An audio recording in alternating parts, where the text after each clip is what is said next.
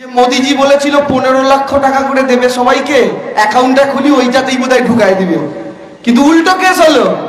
Account খুলে যারা 400-500 টাকা করে রাখলেন, কি দেখেন যে ব্যাংক আপনার অ্যাকাউন্ট থেকে কখনো 20 টাকা কেটে নেয়, কখনো 30 টাকা কেটে নেয়, কখনো 60 টাকা কেটে নেয়। কাটে কি কাটে না কন্ত? কেন কাটে?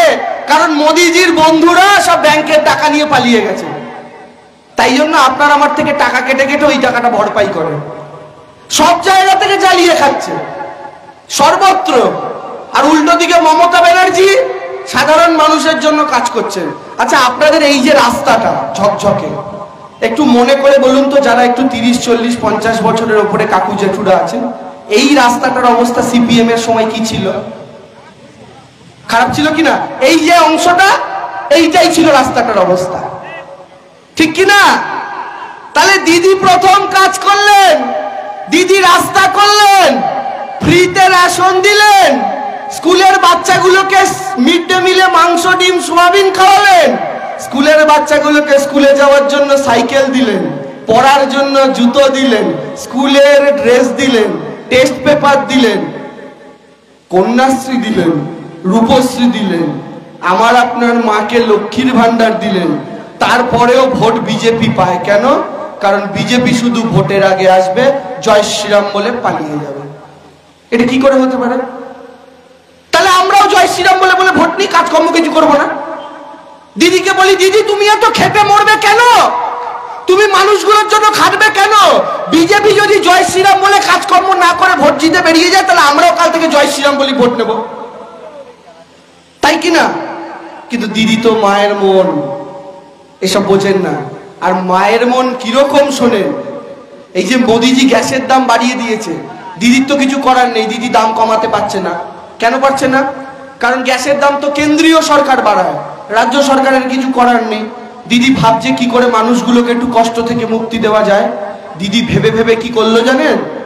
মোদিজি যে টাকাটা আপনার গ্যাসে বাড়িয়েছে দাম, ওই টাকাটাই দিদি লক্ষ্মীর ভান্ডারের মাধ্যমে আপনাদের অ্যাকাউন্টে ঢুকিয়ে দিচ্ছে, যেন আপনাদের কষ্টটা কম হয়।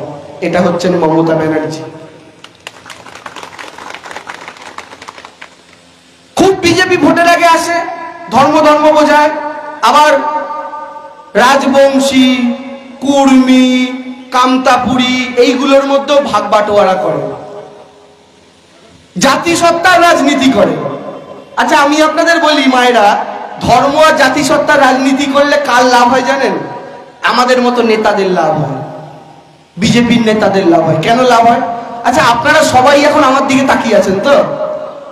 আমি যদি এখন মনে করি যে সুন্দর টেবিল, এইটা একটা টেবিল বিক্রি করলে আমি 100 টাকা পাবো, কি সুন্দর দুটো টেবিল ফ্যান বাজারে বিক্রি করলে 200 টাকা করে পাবো, কিন্তু এখন তো আপনারা আমার দিকে তাকিয়ে আছেন, আমি কি এগুলো চুরি করতে পারবো?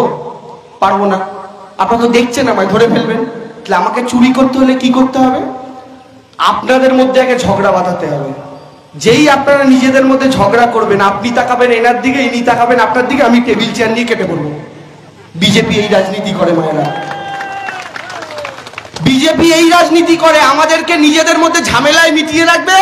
কাউকে বলবে তুমি রাজবংশী, কাউকে তুমি মুসলমান, তুমি হিন্দু, তুমি কামতাপুরী, তুমি কুর্মী, তুমি মাহাতো বলে বলে যেই আমরা নিজেদের জাতি নিয়ে ভাববো, ও দেখা যাবে দেশটা ফাঁকা করে দিচ্ছে। তাই করছে, তাই করছে। আগে 100 টাকা নিয়ে বাজারে বেরোতে কতটা বাজার করতেন, আজকে মোদিজি আসার পরে 100 টাকা নিয়ে বাজারে বেরোলে কতটা বাজার হয় নিজেকে জিজ্ঞেস করেন।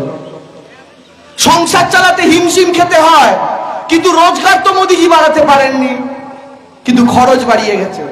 তারপরেও বিজেপি ভোট পাবে কেন? কারণ মোদিজি পাকিস্তানে বোম মেরেছে। আরে পাকিস্তানে বোম মেরেছে, আমার বাবার কি? পাকিস্তান উড়ে যা, দেশটা ম্যাপ থেকে উড়ে যা, কিচ্ছু যায় আসে না। তার জন্য যদি বারবার ভোট হয়, হিন্দু মুসলমানের জন্য যদি বারবার ভোট হয়, একটা জিনিস জেনে রাখবেন, আগামী দিনে কোনো রাজনীতিবিদ কিন্তু আর কাজ করবে না। কারণ সবাই জানবে শুধু তো ধর্ম দিয়েই ভোট করা যায়, কাজ করব কেন?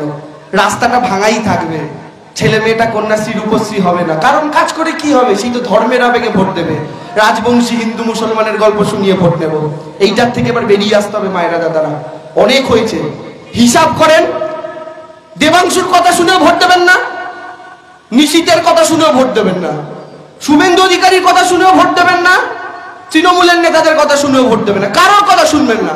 আপনি রাত্রিবেলা বাড়িতে ঘুমানোর আগে খাতা কলম বার করে একদিকে লিখুন নরেন্দ্র মোদী 8 বছর প্রধানমন্ত্রী থেকে আপনারা কি দিয়েছে, আর একদিকে লিখুন দিদি 12 বছর মুখ্যমন্ত্রী থেকে আপনাকে কি দিয়েছে। যদি নরেন্দ্র মোদীর চাইতে দিদির তালিকাটা বড় না হয়, তৃণমূলকে ভোট দেওয়ার দরকার নেই, আপনারা করুন।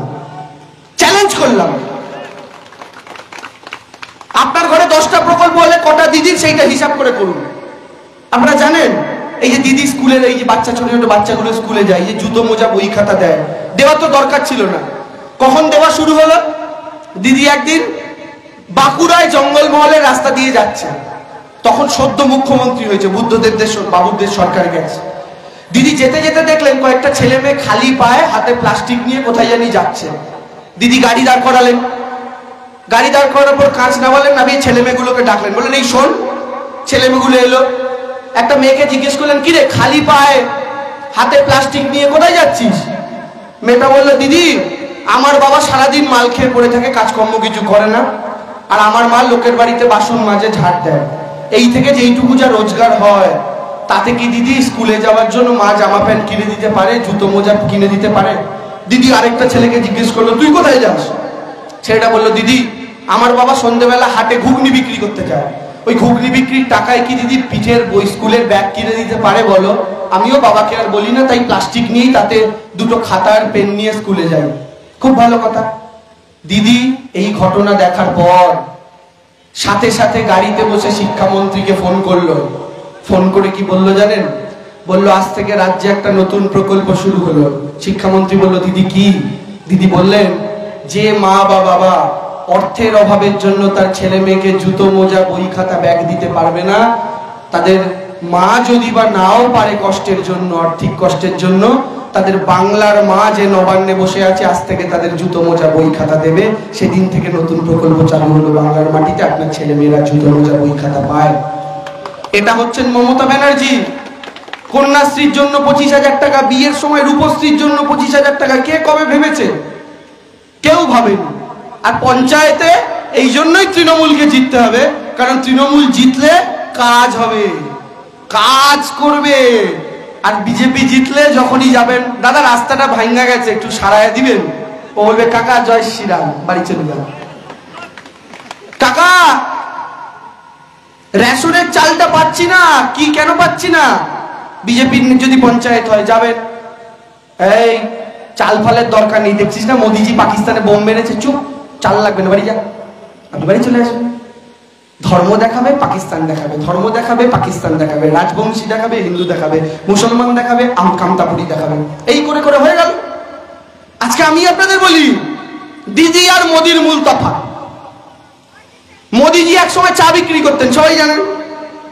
সবাই ভোট দিল মোদিজিকে কেন? যে একজন চা বিক্রেতা যদি দেশের প্রধানমন্ত্রী হয়, তাহলে সে গরিবের কষ্টটা বুঝবে। কেন? কারণ যে চা বেচেছে সে তো জানে গরিবের কষ্টটা কি। এই বলে মোদিকে প্রধানমন্ত্রী করলো। আর আমাদের দিদি কি করতো? ছোটবেলায় বিনা চিকিৎসায় বাবা মারা গেছিল, হরিণঘাটা দুধের কোম্পানিতে দুধ বিক্রি করতেন, আর তারপরে ভাই বোনদের টিউশনি করে পড়াশোনা শেখাতেন। তো ওই কাজটা দিদি করে, দিদি মুখ্যমন্ত্রী, মোদিজি প্রধানমন্ত্রী হলো।